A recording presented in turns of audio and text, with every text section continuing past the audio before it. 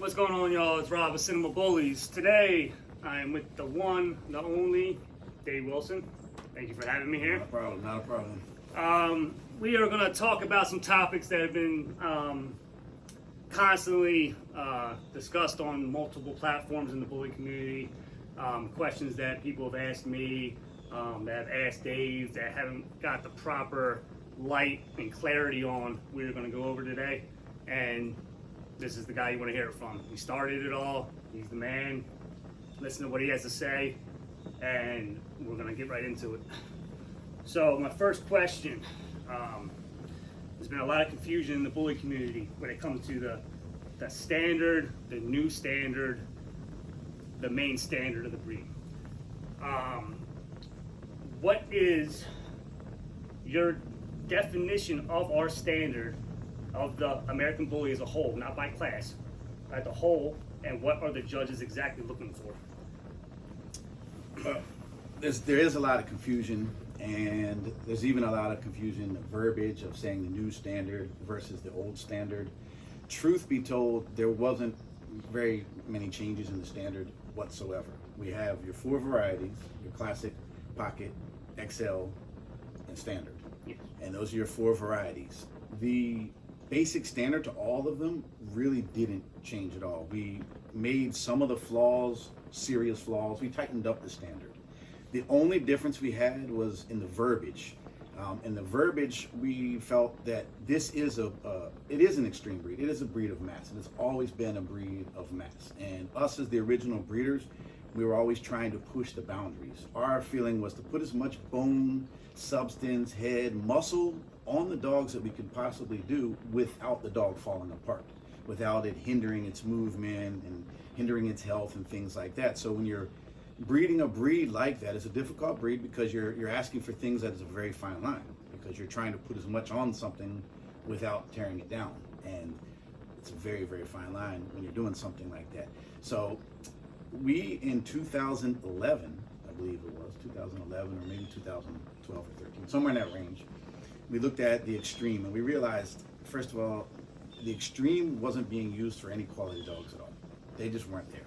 And most of the dogs in the extreme class were just flawed up dogs. And it really didn't serve a purpose, being that this breed was really supposed to carry a lot of those traits of substance, mass, and all those type of things. And we went back to look at it, it's like, it's kind of pointless to have extreme when really we're dealing with a breed that is extreme on its own. So we added the verbiage at that time that the dogs were supposed to possess those traits. And mainly what I'm referring to is the traits of heavy bone structure, muscularity, large heads, different things like that that are described in the standard.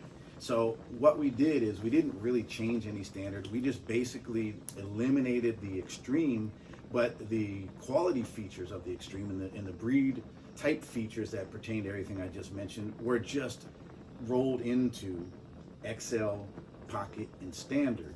And that verbiage was added to explain that those three varieties are supposed to be identical except for height. And they're supposed to carry mass, and they're supposed to carry bone. So it's not that we really changed the standard, we just clarified that those three varieties should possess that type of substance as what was considered extreme. And then we made, we tightened up on the flaws, and we made some things more like severe flaws and things like that that weren't previously. So we actually tightened the standard. So we didn't do a lot of the way people are thinking that it was done. And again, this was back in 2013. So most of the people in today's bully world weren't even around then. So a lot of people refer to it as the old standard and new standard. For most people, that's been the standard, so it's nothing different. Mm-hmm. And when people ask, what are the judges looking for? So last year we said, verbally it's there, it's written, and you should be able to read it and understand it. But to help, let's come up with some diagrams. So we worked on a program last year or the year before. It's hard now with all this COVID, remember when things happened. But more or less a year ago or 2 years ago, we came out with sketches. And the sketches broke down every single scenario of the standard, saying what this should look like, what it shouldn't look like, what this verbiage means. I know people argue, well, the verbiage, this, or, like a lot of times when I'm talking, I'll use a term such as substance or bone, which is generic. But everybody kind of understands what that means. When you read the standard, it describes it better than just the generic terms that I use. So then when we came up with the diagrams, it allowed people to actually see what we meant. What is the head supposed to look like? What is not supposed to look like? What all these terms mean and what is incorrect for those terms. So by putting out those sketches, we felt that would give the community, judges, everybody a better visual to understand exactly what is written in the standard. And that was the biggest thing that we did. Our judges, we go even further. We do a lot of testing with, and I'm now realizing that our community even needs more than that. I think that we're at the next phase where they need to see videos and actual dogs and beyond the sketches, but it's very difficult to do that too, because you have to find the right dogs, and unfortunately, some people who have the dogs that you want to show the wrong things are going to get offended if you're using their dog to show the incorrect version of it. And it's very difficult to find a dog.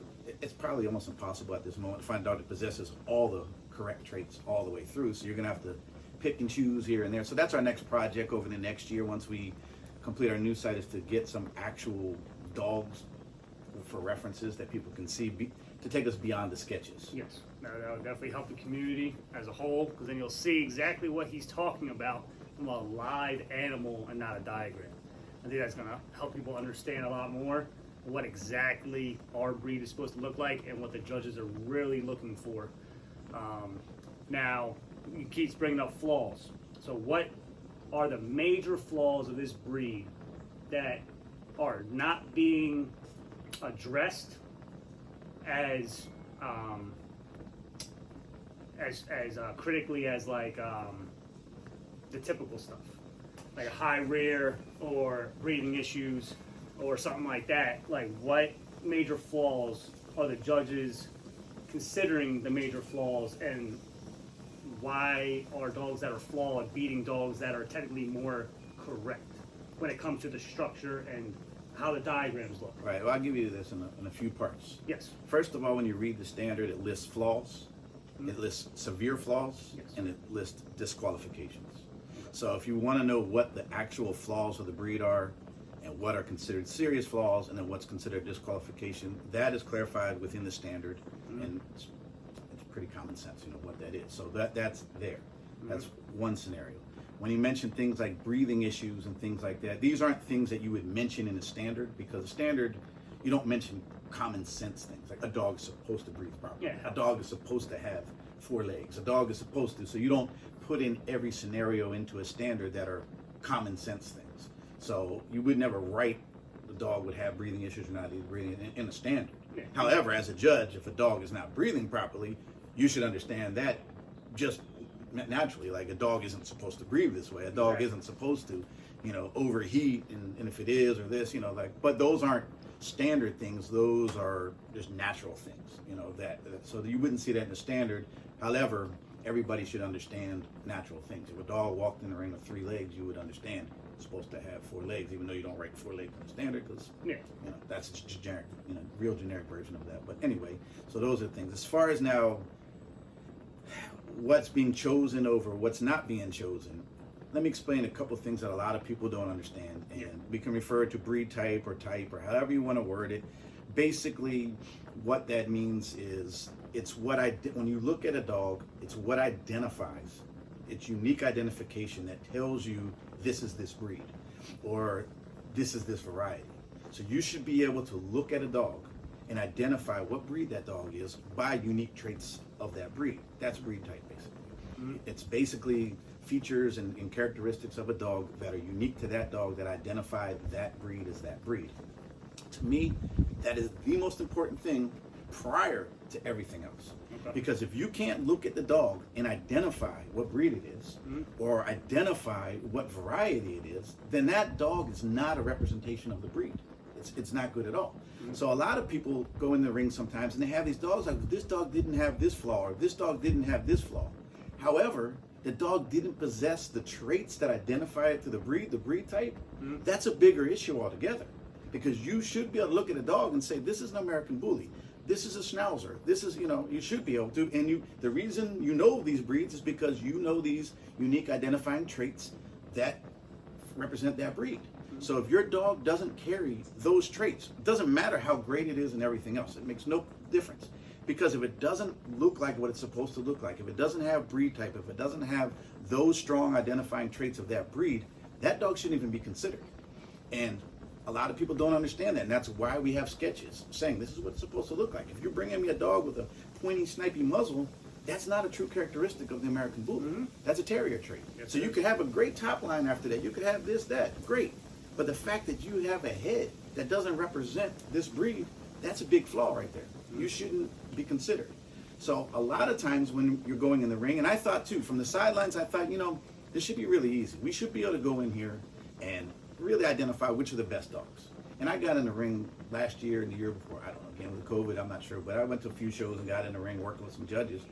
And I got in the ring and started to realize there's a bigger issue out there than what you're seeing from the outside. The biggest issue is a lot of these dogs in the ring just aren't quality dogs. It's just not, you're not dealing with mass amounts of quality. So when you're going in the ring, all of a sudden, you're left to choose between the best of the worst sometimes. And the common sense answer, and we go over this and over this and over this with our judges and everything, is to withhold. And we get that.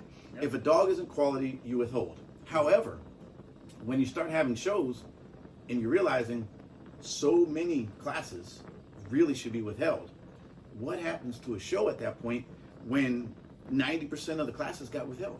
You've just killed the dog show. Nobody's coming back. Yeah. The host isn't going to want to work with you. The people aren't coming back. It killed. Ideally, yeah, we want it that way. Ideally, yes, we want it to where everything in that ring is quality, where we don't have to withhold. So we're in a really torn situation right now, and everybody points the fingers at everybody. It's a judge, it's politics, it's the registry. It's just really everybody should look in the mirror and start pointing their fingers at themselves, saying, am I really bringing a quality dog into the ring? If I'm looking at my dog right now, my dog doesn't fit breed type, I shouldn't be showing my dog, period. If I look at my dog and I have some really strong visible flaws, I shouldn't be showing my dog. But when you walk in the ring, you're dealing with dogs that aren't breed type or dogs that are breed type with some severe flaws. So a judge is sitting there like, where do I begin sometimes? And I got in the ring a lot of times, I was like, where do we begin? Because I don't want to call anything out, but I went to, like I said, I did 2 shows in 1 year. And in one show, if I was being strict to where I feel I should be, where the breed should be, I literally would have withheld every single class but one. And then in the champion and grand champion, I would have also awarded a dog. So if I was actually judging the way I felt this breed should be judged, literally, one dog would have had a ribbon, a champion, and a grand champion would have had a ribbon. That would have been the entire show.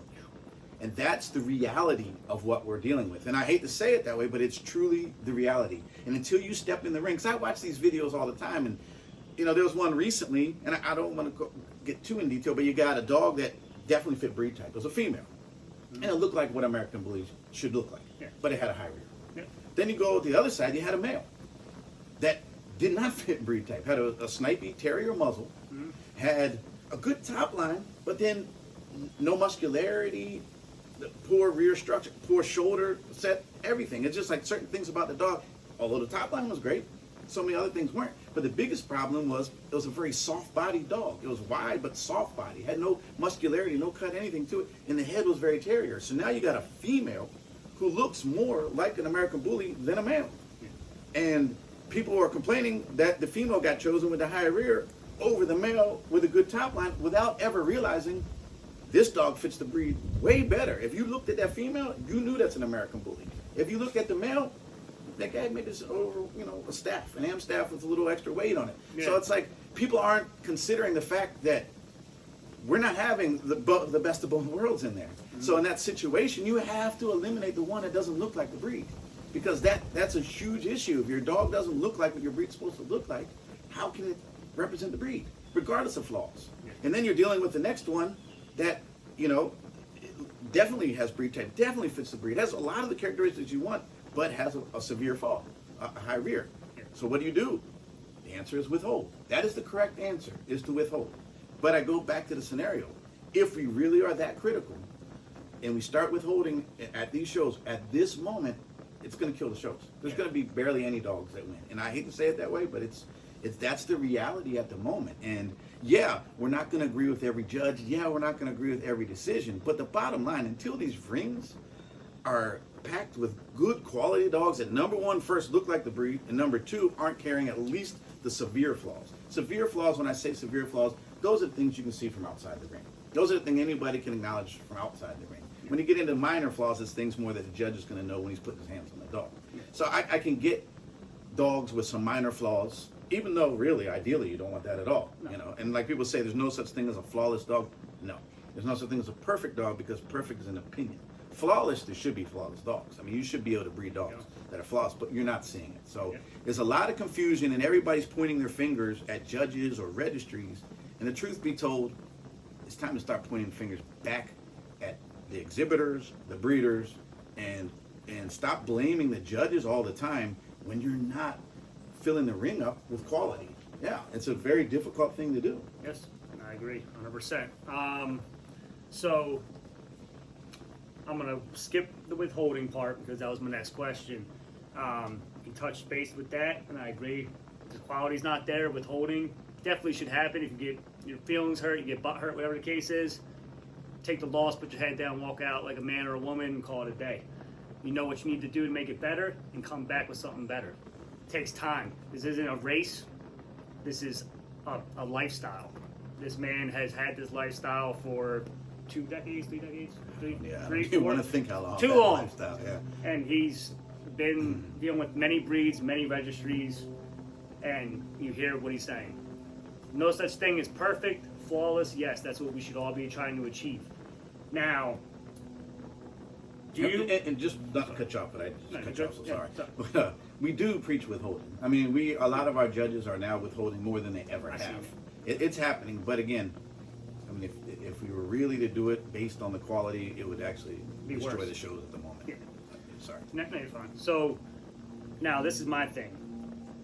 Do you believe in judges that sugarcoat losses, or judges that are straight up honest to the men and women that come up to them asking why? Because I've heard the excuse a couple times with dogs that I've had that were younger, that the only reason why my dog didn't win was it wasn't bully enough, but that's a broad spectrum. When you're in a ring, that's too generic a term. it's too generic, and that's an excuse that hundreds of people have probably heard.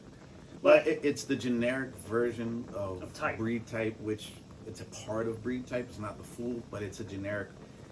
The thing is, in our world, most of us understand what that means. Yeah. So I don't think that's the right response. Dumb and down, However, it's a understandable response, as most people refer to breed type in our breed as bully, because that is part of the traits of the dog. So yeah. But anyway, I finished out with it. No, you're fine. But when it's comparing, like, say, a 6 to 9 month old puppy that is bully Yeah.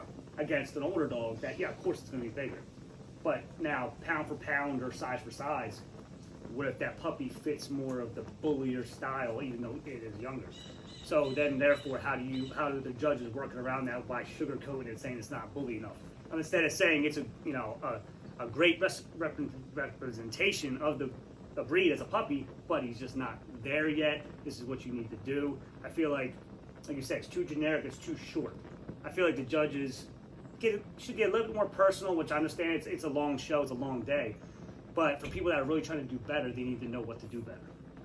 Well, so the first part of your question, sugarcoating versus being upfront. Yes. I used to be a sugarcoat guy because I wanted to be everybody's friend. I wanted to push this movement. I wanted to do as much as I could. So I was not a very critical person to people because I wanted to make sure that who supported me, we supported them.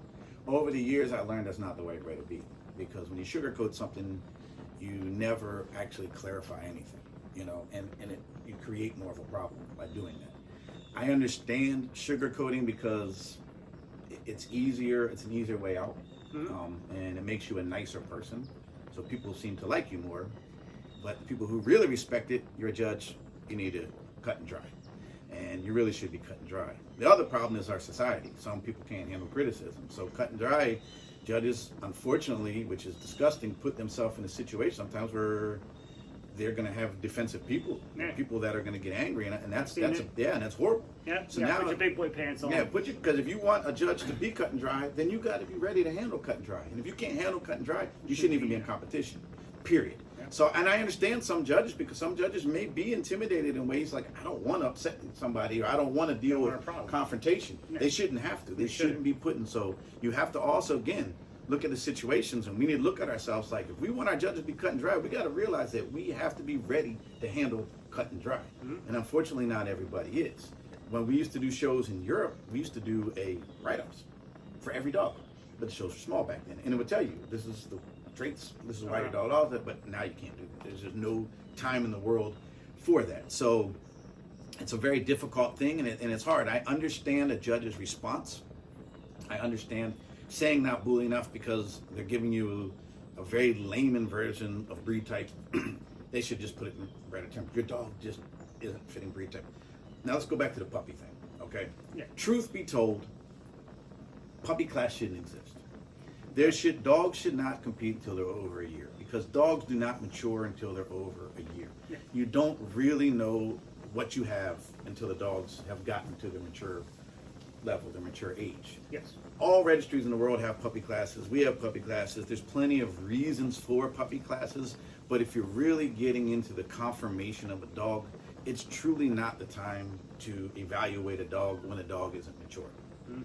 And it's just the way it is, because you do not really know what you have at that moment. So I am not a fan of being too critical in a puppy class, because, again, it really shouldn't exist. But it does exist, and everybody from every registry does it. So I think it's important for like the confidence and to learn how to handle. There's a lot of things. Like I'm just meaning when you're getting down to the definite definition of confirmation. Yeah, 100%. Yeah.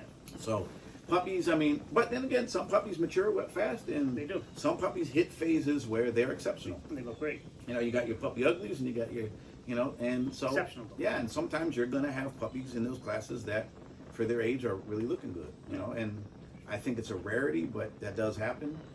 It's very difficult for a judge to give you that response that you're asking, the cut and dry on a puppy, because they're just not really there yet, you know. So it's like, yeah, well, maybe your dog, you know, the other dogs that represent the breed type a little better, but they're not mature, so it's hard to tell, will this one get there, will this one? So you're getting something based on what they have to deal with at that moment. And at that moment, a lot of the dogs are too young, and they're not going to fit every characteristic of breed type. You might actually have no flaws anywhere else, but you know, so it's difficult. It's a very difficult class. I agree. So now this is going to come back to how judges make their picks when it's, you know, say it's a very competitive class. There's a lot of dogs that fit the traits, they fit the breed type. The structure is good for the most part, but you know, there's the flaws that every dog could have. Now, how do dogs beat dogs that are very close, but the dog that wins can't even make it around the ring from breathing? Like, it's spitting everywhere, it can't breathe, they fall over, they limp, and then that dog somehow wins. Now, is that considered just because of the breed type? Or, I mean, it's a very thin line, but I mean, it's just something that I've seen quite often. So, and people comment on a lot. That's a difficult scenario. Number one, without seeing it myself. Yes. It's a difficult scenario. A confirmation show, a lot of everything is based around the actual confirmation of the dog. And a lot of judges, I've heard, defend that regardless of how the dog was handled or moved, overall, physically, the dog was a better representation of the standard. So I'm judging the dog according to its representation of the standard. I understand that. It's not, a show is not based on handling skills. A show is not based on how you stack your dog, how long a dog can hold a stack, all of these other things. It's based on the conformation of the dog. However, a dog should be able to be displayed properly to be evaluated properly. Yeah. So a dog, in order to understand the dog's movement, the dog has to get into a gait. If the dog isn't getting into a gait, then you're not evaluating its movement. Okay. So this is why I always tell people, like, the diagonal on a show is very important. One, when the dog gets into a gait, you can see from the side when it finally gets into a gait parts of its movement. Other parts you can't see. You need to see the dog coming at you as well, so you can see convergence, you can see from the side you can see reach. You want to see the dog move away from you so you can see how it tracks, so you can see how it pushes off its rear. So there's different angles that you need to view this dog from in movement in order to evaluate it, because movement is part of your standard. It is part of breed type. It is a part of all of that. So you need to see movement. So I understand saying that overall, physically, this dog represented the breed or the standard best. However, it's a two-sided coin there, because some people think that dog was handled better, or that dog stacked better, or that dog stacked longer, or look how that dog moved. That's not what they're being judged on. They're being judged on the standard. Movement's part of the standard. So there is a part where you need the dog to move properly. Yes. You need it to get into its gait. You need to see these things so you can judge its movement properly. That I get. So dragging it, no, because you'll never get to see that part of the dog, unless everything else is so bad that this dog was by far the only choice because nothing else could compare. I get that scenario too. Yeah. But yeah, movement is a very important part of it, because that is part of your standard. That is part of breed type, and the dogs, it's not about handling, it's not about stacking. Those are additives. Those are, like things just that, but it has to move properly as far as getting into its proper gait and things like that, so you can evaluate it. So I have no defense for a judge that didn't get an opportunity to evaluate the proper movement. Okay. I don't have a defense for that. It shouldn't be. Okay.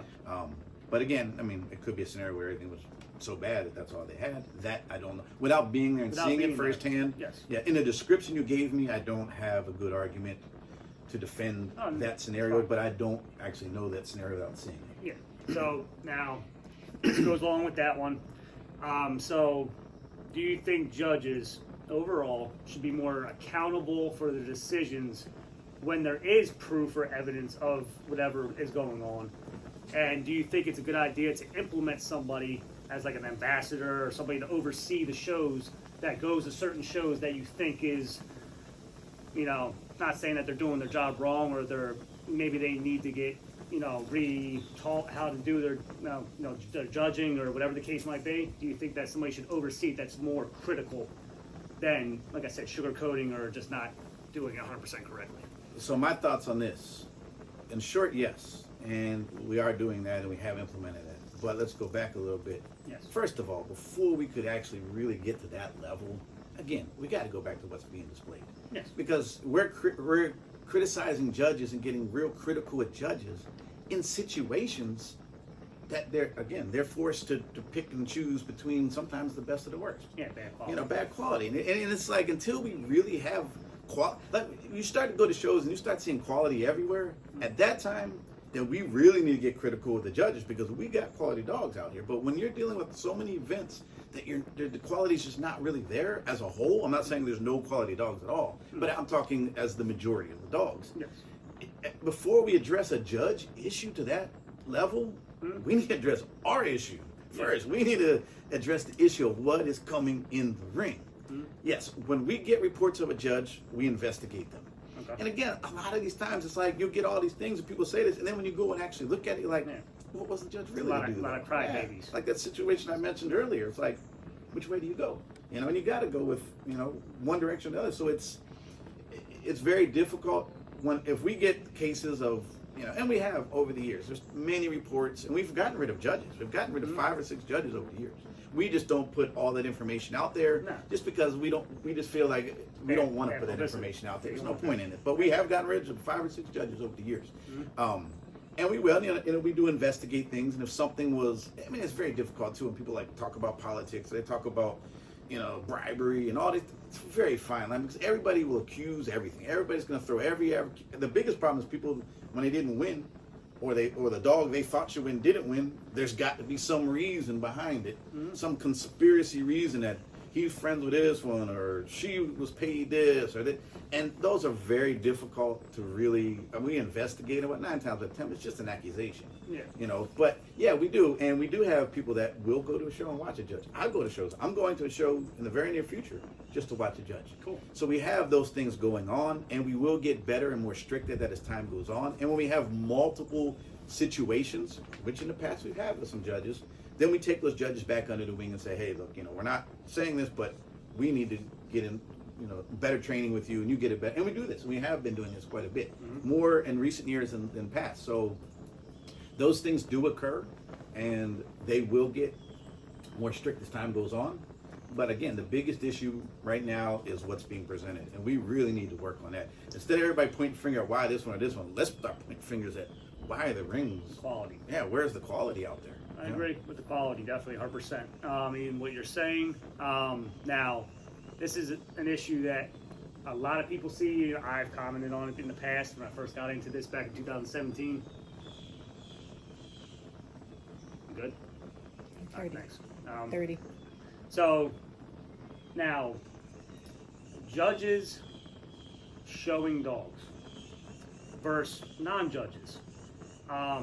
Conflict of interest, ethics, whatever you want to call it, people commenting on all the time. That's part of the reason why they're sore losers about losing, because that person's more experienced and they're associated and they're friends with judges. Do you think that judges, they enjoy the show, they enjoy showing, they love it, that's cool, but do you think they should have a handler handle their personal dogs so it's not a conflict to the eye of everyone watching, because they look at it as, oh, well, that judge is friends with that judge, they hang out, and but they're supposed to be only looking at the dog, which I understand that, but that's people talk, and it's just something that I wanted to bring up real quick for everybody. Well, let me put it to you this: as a judge, Yes, you know that when that other judge steps in the ring, if you're choosing that judge, you're gonna get that kickback from people. So most judges already know in their mind that if this judge, he's a judge, people are going to say this or say that, because they do say this and they say that. So that judge is already knowing that. And so you got to realize, for a judge to pick another judge, they already know they're putting themselves out there. So a judge probably doesn't really want another judge in the ring just because they don't want to have to deal with that scenario. So the fact that judges do pick judges' dogs sometimes should let people understand that they really like that dog and they were really looking at the dog. Yeah. Because that's a hard predicament to be in as a judge, knowing there's going to be some type of slander because of that, knowing that. So don't ever look at a judge like he picked the judge because he's another judge. Actually, that's a harder burden to carry than picking somebody else's dog. And they know that. So a lot of people don't look at it the way. They don't realize that's actually a harder burden for a judge to carry. They're going to be critiqued more. So remember that when it is. Now, whether it's right or wrong is a constant discussion of debate. We've debated it many, many times over the years. Some registries allow it, some registries don't allow it. And, we thought about it over the years. And the thing about us is we started a grassroots registry, basically. This is a grassroots breed, grassroots registry. When we started, we were not going to get judges from AKC, FCI, UKC. We had to build our judges throughout our own community. It just wasn't going to happen that way. A lot of people that come into the game today, they see a product that's been going on since 2004. Yeah. They don't realize we were, discriminated against. There was so many things that we had to do to get to where we are today. Now it's an easy road for people because it's here. We already did the fight. We proved ourselves as a community. We proved ourselves as a breed. We did all of these things that now people come into the ring. It's like it's an easy ride for them. Like, this is the work's been done. Yeah. The battle's been done. So a lot that people don't understand is we started grassroots. So we weren't getting judges from outside of our own world. So we had to. Nowadays we are. Now we're getting judges from FCI, UKC. But we allowed our judges because we felt that judges really should be breeders of the breed they're judging. Because at that time we were just one breed, and judges should have quality dogs. And if a judge wants to show, we're going to allow our judge to show, because it's not about who that person is, it's about that dog. And we want those representations in our ring, because those are the people evaluating our dogs.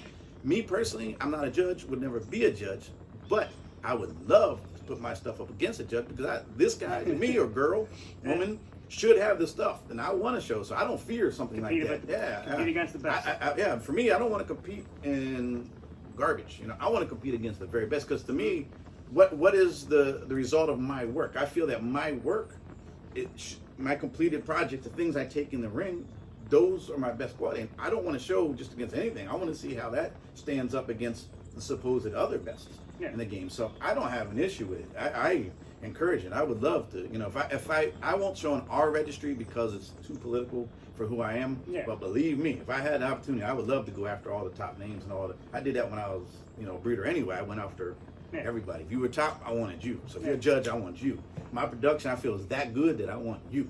Yeah. So I don't fear that. Some people, politics, man, everything in the world is politics, and everybody's gonna say politics this, politics that. You can't get away from it. Yeah. You can make more and more rules, but in the end, what are you gonna do? Man, have so many rules that there's nobody.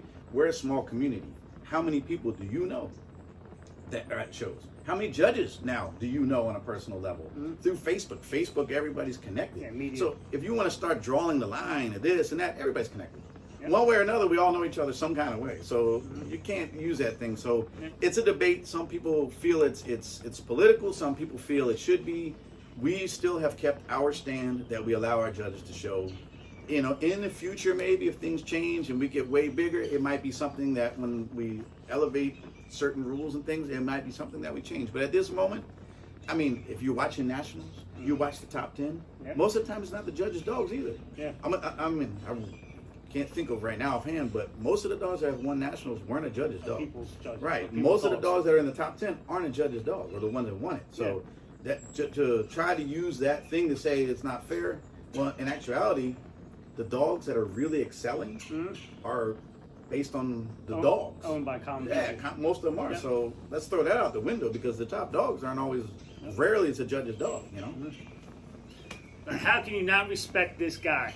You must compete against the best, and that's how all of our mindset should be going forward with this. Really look at what you have. Critique what you have. Don't get your feelings hurt when these judges do come out and critique you, and keep it 100 with you or whatever you guys want to say. This is all I got for him on this part. Take 2 will be next, and we're going to get into some more bully talk. Take care, guys. Thanks.